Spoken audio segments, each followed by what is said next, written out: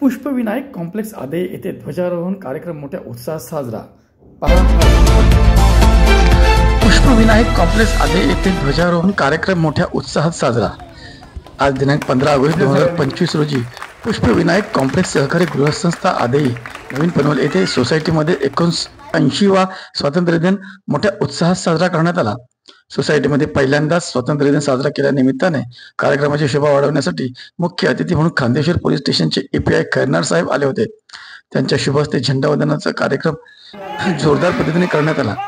यावेळी अध्यक्ष पद्माकर शेळके, सेक्रेटरी विकास कदम, खजिनदार सीमा गडवे, संजय पवार, हरी विजय राऊत, विशाल देशमुख, ज्ञानदेव टेंबुलकर, सुशांत परशुराम, रुपेश घाणेकर, प्रफुल्ल सागवेकर, आदिती गायकवाड, जयेंद्र पवार, राकेश यादव, योगेश अमराळे व सोसायटीतील पोलीस अधिकारी परांडे बापू यांचीही उपस्थिती महत्त्वाची लाभली।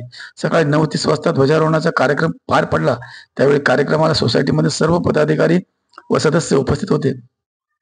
ध्वजारोहण झाल्यानंतर प्रभात फेरी अगदी उत्साहात पार पडली। सोसायटीतील लहान मुले, ज्येष्ठ व महिलांनी हिरिरीने भाग घेतला।